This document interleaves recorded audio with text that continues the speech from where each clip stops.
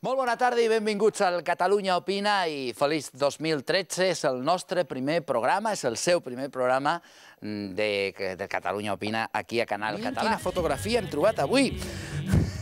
El senyor Albiol, l'alcalde de Badalona i col·laborador del programa Catalunya Opina, en les seves vacances a Orient Mitjà, en aquestes festes de Nadal. Hi ha diferents preocupacions en aquest moment, però jo crec realment que la gent està preocupada per la llum, per l'aigua, transports i peatges.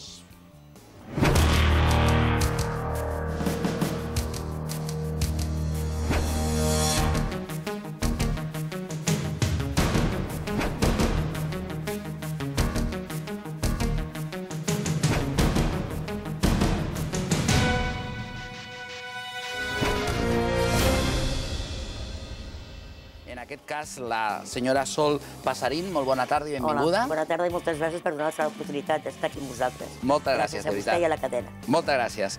També donem la benvinguda amb un telespectador jove que va enviar un mail i després ha participat també al Catalunya Opina alguna vegada i al programa del José García, el Catalunya Opina Júnior, que és el Sergi Izquierdo. Molt bona tarda i benvingut, Sergi. Bona tarda i gràcies per l'oportunitat. Gràcies per compartir aquesta taula. La senyora Enriqueta Rodríguez, bona tarda i benvinguda. Hola, buenas tardes. A vostè és l'única persona d'Espanya i de Catalunya que no li han pujat la llum, m'han dit.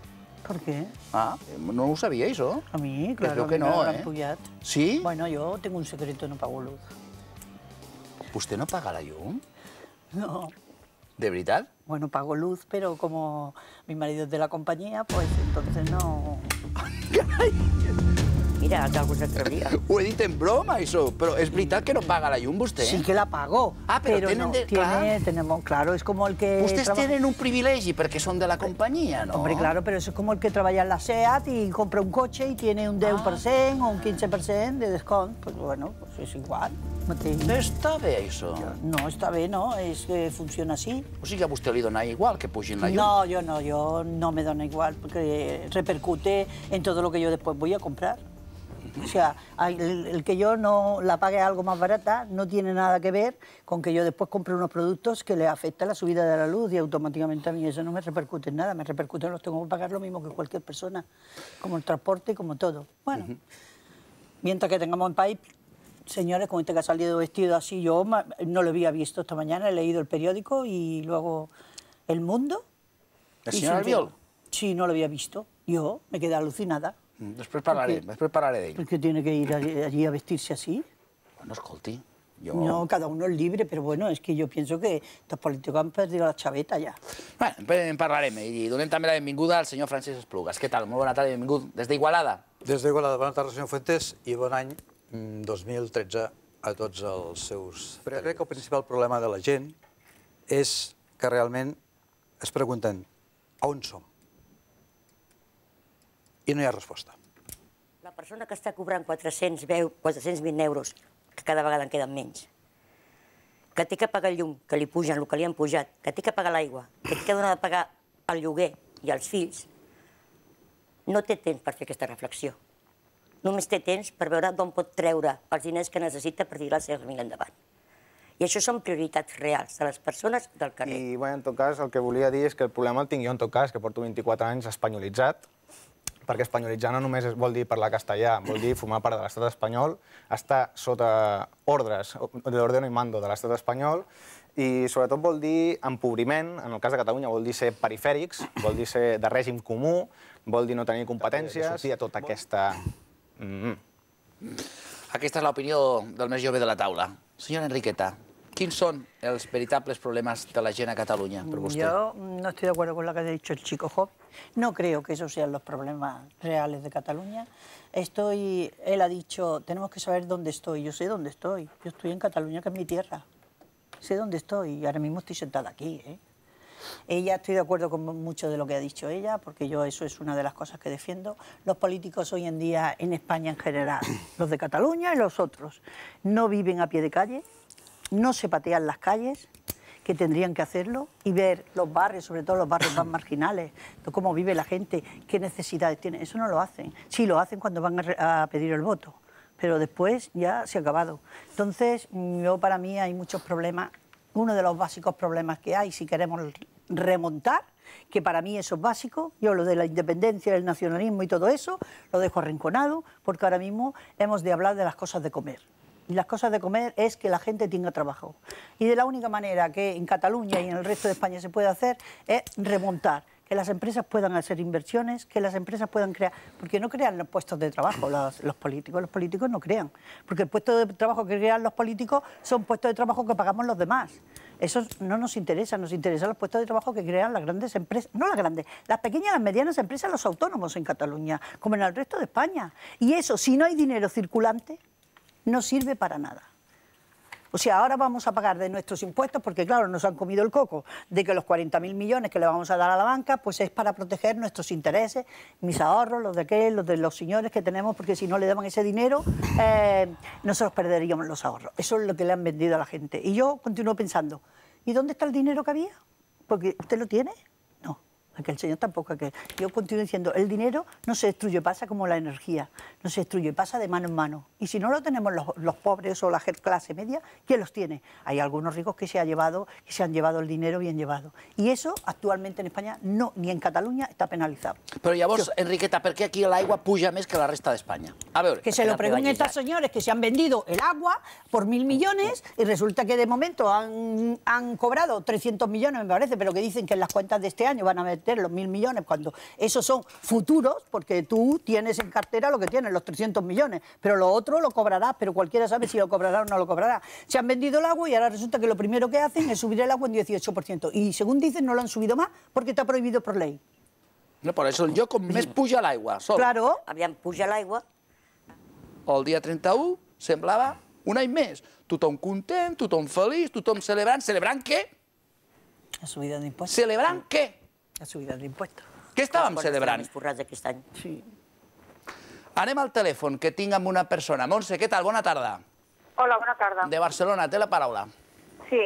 Bueno, jo penso des de fa molt de temps que el principal de tot és que s'han oblidat de les persones.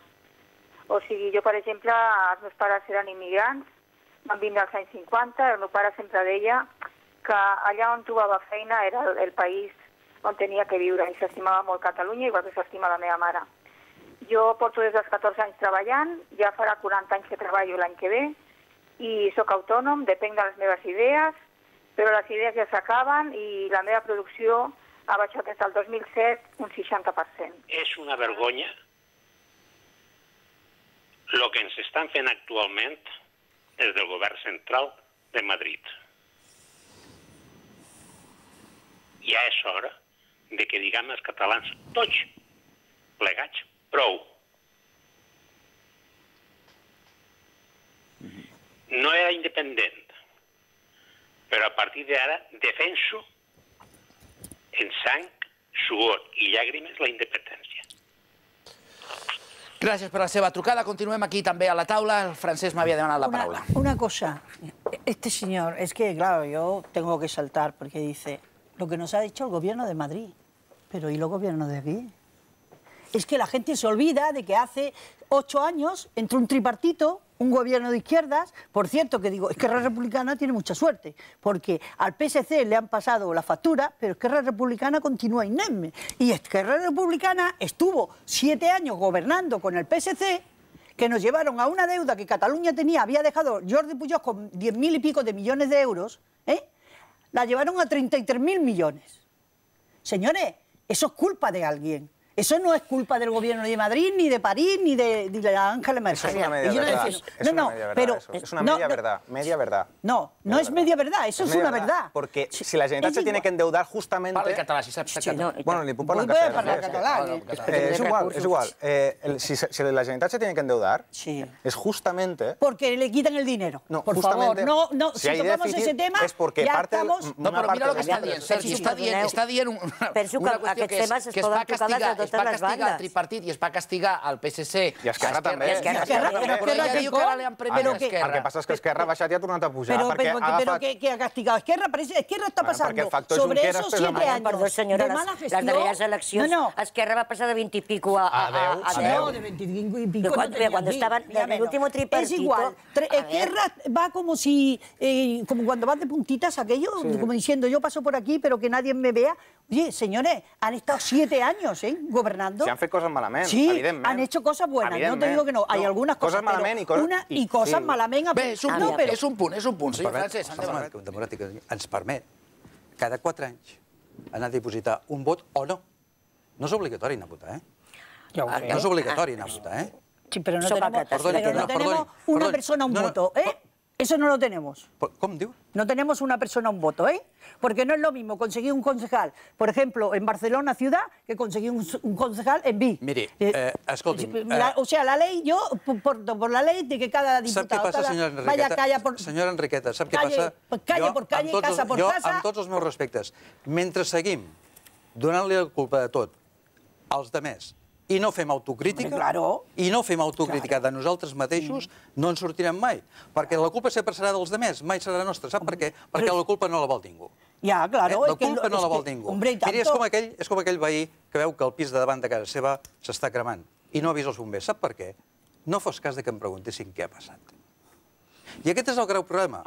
I mentre la culpa la tingui Madrid, la senyora Merkel, el senyor dels Estats Units... No t'ha vendre's patrimoni perquè no fan fora tots els càrrecs d'aquests... Perquè hi ha una Catalunya siciliana... I perquè estan els consells comarcals que no serveixen de moment per res. Serveixen per primar els bons. Els bons, el que s'han portat bé dins del partit, cap amunt. Serveixen per això. I els nostres polítics sempre decideixen cap a la mateixa banda. I no és la nostra, companys.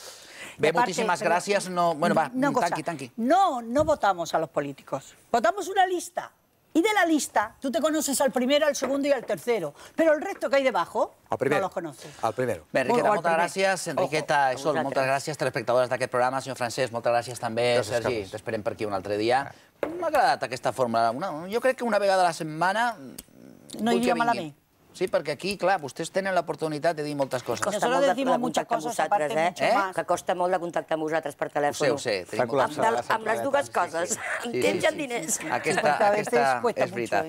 Bé, doncs...